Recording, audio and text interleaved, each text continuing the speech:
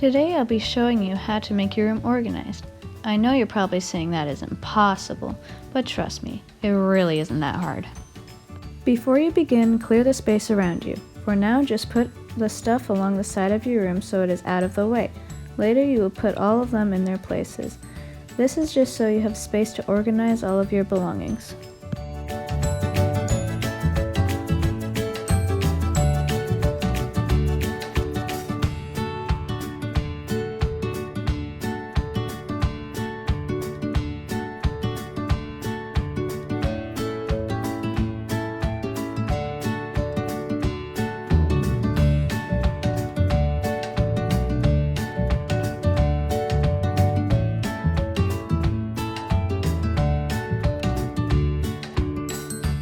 I know it might seem overwhelming looking at everything in your room, but you should only work on a section of your room at a time.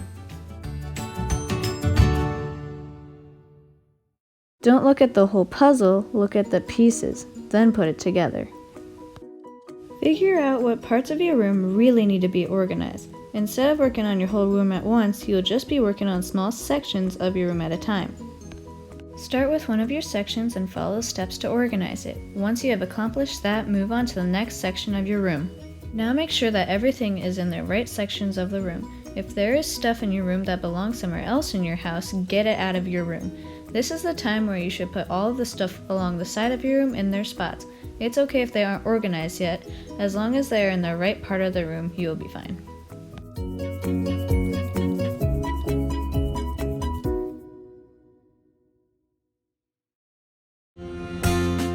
Okay, so there are 3 steps to making everything in your section of your room orderly.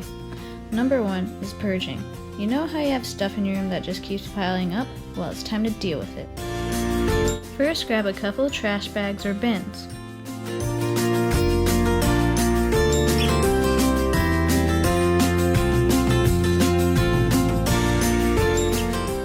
Right now, I'm going to use the stuff on the top of my dresser as an example, since it wasn't one of my sections.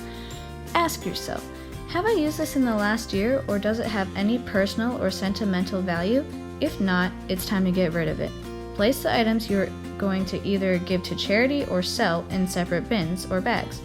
Put all of the items you're going to throw away, well, in the trash.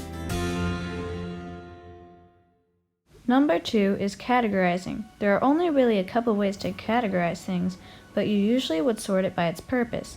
Later, I will tell you how to categorize each of the sections.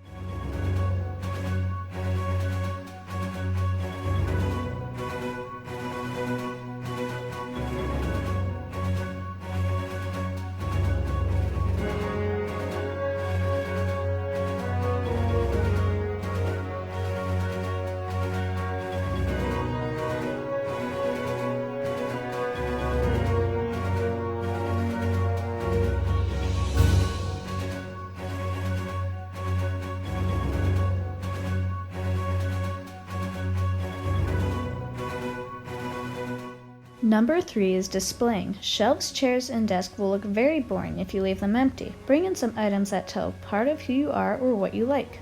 Make sure that you don't put too many things in one area. Crowding shelves, desks, or whatever you're displaying stuff on never looks good.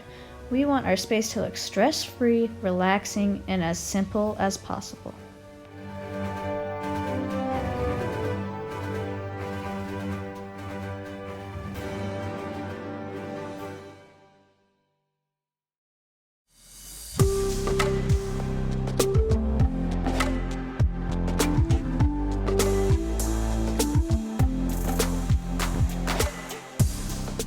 There is one extra step with this section, laundry.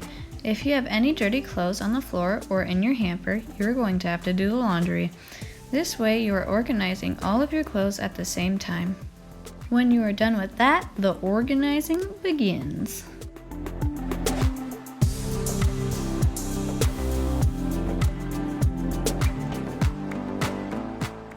Sell or give away any clothes that don't fit you. If you haven't worn a piece of clothing in a while or don't plan on wearing it in the future, sell that or give that away too.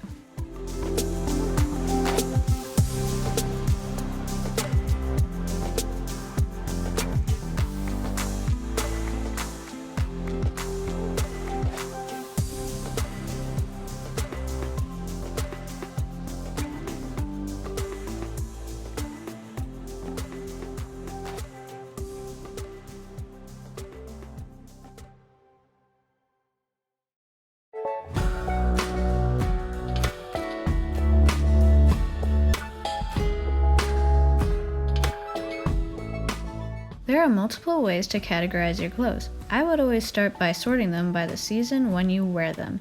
This makes it easy in the morning to only have to look through one section of your clothes.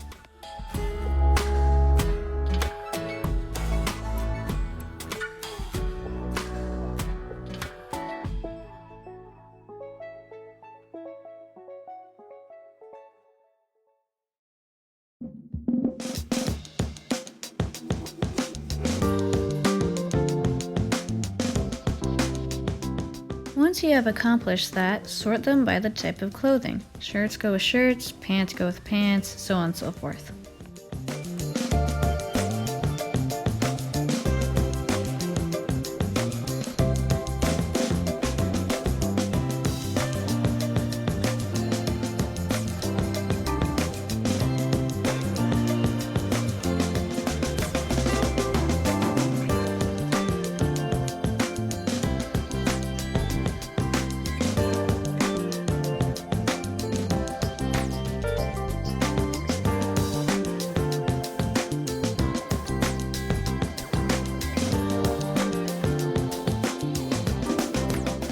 If you want to go above and beyond, you can always sort them by their color in their tiny section.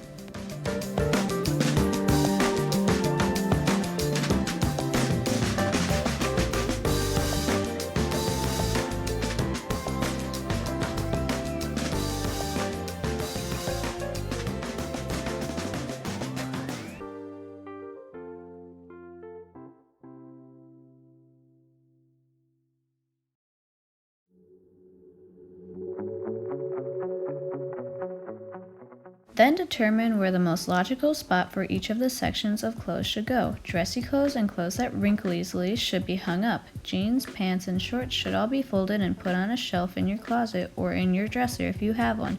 It is up to you whether you hang up your shirts or sweatshirts or anything else. Just keep the clothes in that category in the same spot.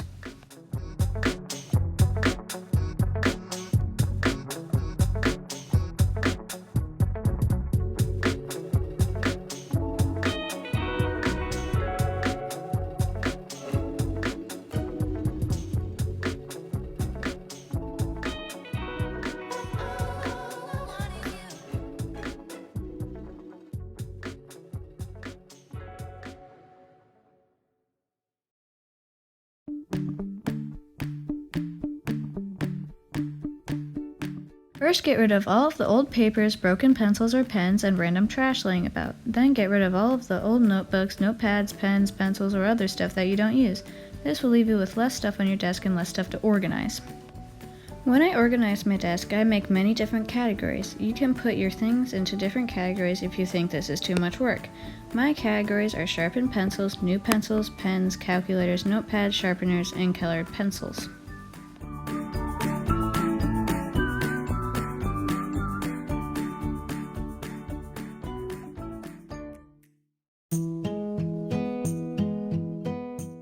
Once you put everything in their piles, find cups that are either the same color or style.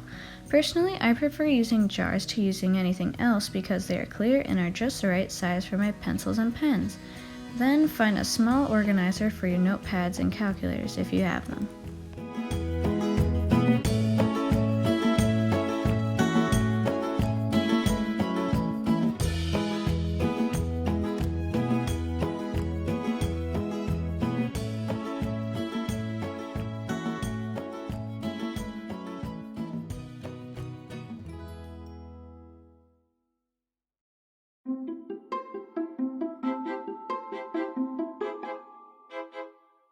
Put each of your categories into a separate jar, cup, or spot in the organizer. Place the cups in the corner of your desk like so. Place the organizer on the other side of the desk.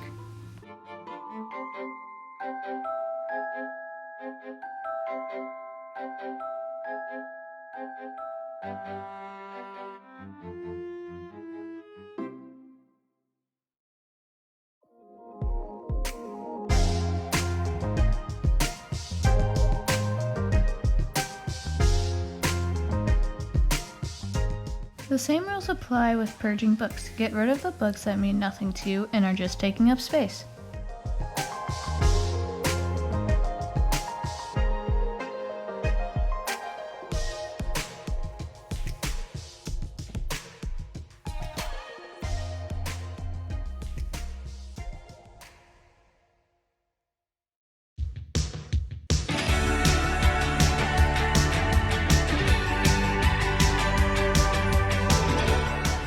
When I organize my books, I always start by separating my books by the type. There are several different types of books. There are strategy books that you can work on trips, yearbooks, notebooks, coloring books, novels, graphic novels, children's books, and how to do stuff books. As you can see, every type of book is in its own category already. All you really need to do is sort them.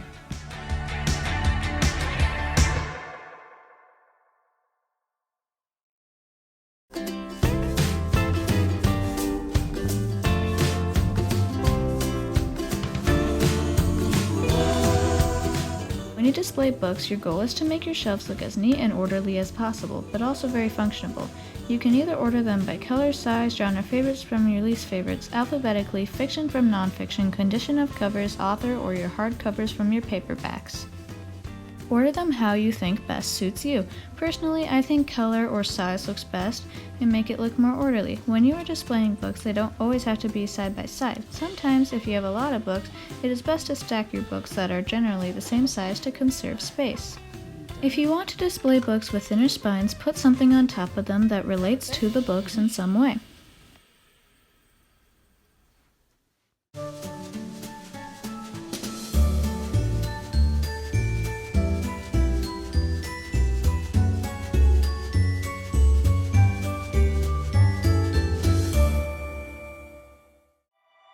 There are two different types of shelves, displaying shelves and storage shelves.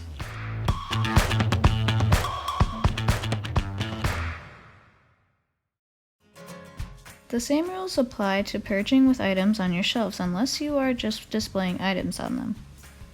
You don't really need to purge your displaying shelves unless there are too many items on it being displayed, which makes it look very crowded.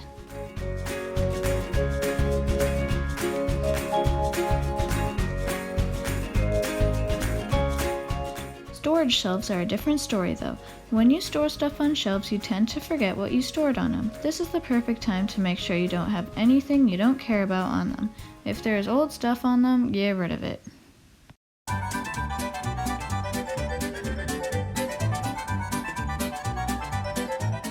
If you have multiple displaying shelves, categorize everything that you are displaying.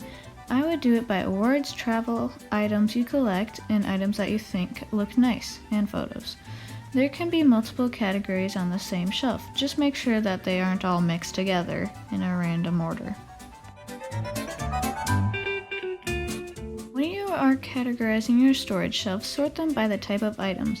I sorted mine by extra blankets, shoes, bags, puzzles, and art.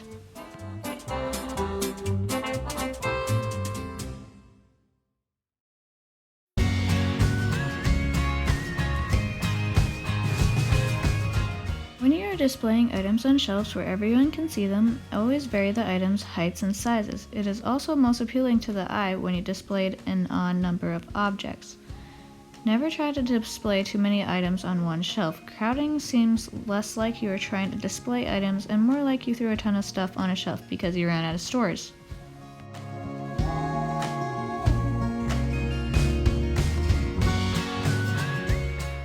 Placing items that you're storing on a shelf, always make sure that it doesn't look crowded. I suggest using bins or tubs to put smaller items in. Since I had too many art sets to fit into a bin, I just placed them on a shelf like they are books. Then, to show that my puzzles were in a different category, I stacked them on top of each other on the other end of the shelf. There you have it. Those are the steps to organizing your room. Now take a deep breath and take it all in.